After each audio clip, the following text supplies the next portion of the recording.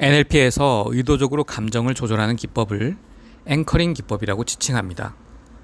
앵커링 기법의 핵심은 특정한 자극에 의식하지 않고 자동적으로 반응이 일어나도록 하는 것입니다. 운전을 할 때 예로 들자면 앞에 있는 신호등이 빨간불로 바뀌면 자동적으로 브레이크를 밟는 것과 같습니다. 그러다가 신호등이 초록불로 바뀌면 의식하지 않고 저절로 페달을 밟으면 출발하는 것과 유사합니다.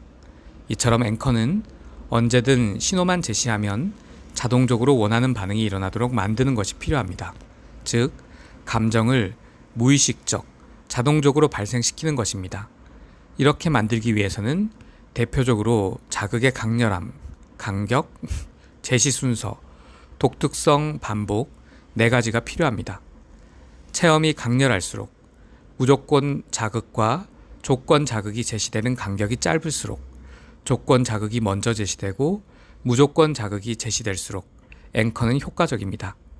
또한 앵커에서 자극은 다른 작업과 변별력이 있어야 하며 반복적으로 제시될수록 자동적으로 반응하게 됩니다.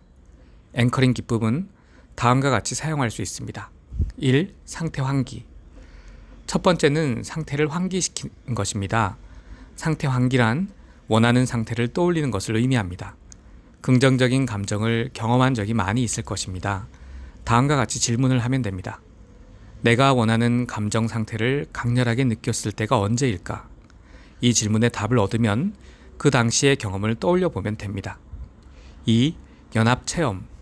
상태 환기에서 경험을 떠올렸다면 이제 연합하여 체험할 차례입니다. 떠올렸던 과거 경험의 장면 속으로 들어가 생생히 재체험해 보도록 하세요. 그때 경험했던 것을 보고, 듣고, 느껴보도록 하세요. 이렇게 체험하면서 그때의 감정을 충분히 느껴보도록 합니다. 3. 앵커링. 감정을 충분히 느낄 수 있는 상태가 되면 이제 트리거와 앵커를 연결할 차례입니다. 트리거는 오감 자극 가운데 무엇이든 될 수 있으며 일반적으로 시각, 청각, 촉각 가운데 하나를 사용합니다. 예를 들어 자신감을 느끼는 감정 상태와 트리거를 연결한다고 가정하면 시각적 자극은 특정한 이미지나 과거에 경험한 사건이 될 수 있습니다. 청각적 자극은 특정한 단어나 문구가 될 수 있습니다. 예를 들어 이제 자신감이 생긴다 또는 나는 잘할 수 있다 등의 문구를 활용하면 됩니다. 촉각적 자극은 특정한 신체 부위나 신체의 동작 또는 행위를 바탕으로 앵커를 설치하는 것입니다. 예를 들어 자신감을 느끼고 싶을 때 발의 특정한 위치를 만진다거나 손가락을 특정한 모양으로 만든다거나 양손을 펴서 맞대고 하늘을 향하는 제스처를 취하거나 양손을 허리 위에 올려서 자신감 있는 포즈를 취하는 등 무엇이든 가능합니다. 선호하는 신호를 하나 선택한 후 기존에 생생히 연합하여 체험했던 감정 상태와 연결하면 됩니다. 4. 상태 벗어나기. 상태 벗어나기란 기존에 경험하던 상태에서 벗어나서 아무것도 느끼지 않는 중립적인 상태가 되는 것을 의미합니다. 기분 좋은 상태를 경험하고 있었다면 그 상태에서 벗어나 평정심을 유지하는 상태가 상태를 벗어난 것이 되겠죠. 상태를 벗어난다는 것은 쉽게는 무언가를 경험하다가 이제 그만이라고 마음속으로 외쳐서 더 이상 그 경험을 하지 않는 것을 의미합니다. 의도적으로 주제를 변경하거나 지금 하고 있는 것과 전혀 상관없는 질문을 스스로에게 함으로써 간단히 상태를 벗어날 수 있습니다. 예를 들어 자신감을 떠올리다가 갑자기 가장 좋아하는 색깔은? 오늘은 몇 월 며칠이지? 등의 질문을 함으로써 순간적으로 기존의 상태에서 벗어날 수 있습니다. NLP 최면에서 빈번히 사용되는 패턴 인터럽트라는 기법이 있습니다. 이 기법은 기존에 체험하고 있던 패턴을 순간적으로 붕괴하도록 만들어줍니다. 인간은 기존에 체험하던 패턴이 붕괴되면 순간적으로 트랜스에 빠지게 됩니다. 인간은 논리적으로 앞으로 무슨 일이 일어날지 예측할 수 있는 동물입니다.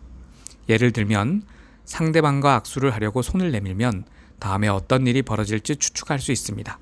하지만 상대가 악수를 하려 손을 내밀었다가 갑자기 방향을 바꿔서 얼굴 바로 옆에서 손가락을 튕기는 행동을 하면 순간적으로 패턴이 붕괴되면서 혼란이 발생하며 저 사람은 무엇을 하려 하지?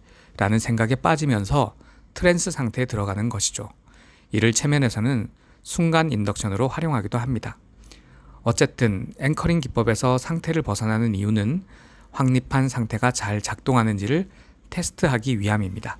계속해서 특정한 상태에 연합되어 있다면 앵커의 작동 여부를 파악할 수 없으니까요. 그러므로 상태를 벗어난 후 앵커가 잘 작동하는지를 테스트해 보도록 합니다. 5 테스트. 트리거와 앵커가 효과적으로 설치되었는지 테스트하는 방법은 간단합니다. 의도적으로 트리거를 제시해서 원하는 감정 반응이 발생된다면 효과적으로 앵커가 설치된 것입니다. 만약 그렇지 않다면 처음부터 다시 앵커를 설치하는 작업을 하면 됩니다. 여기까지가 NLP 앵커링 기법에 관한 기본 내용이 되겠습니다. 감사합니다.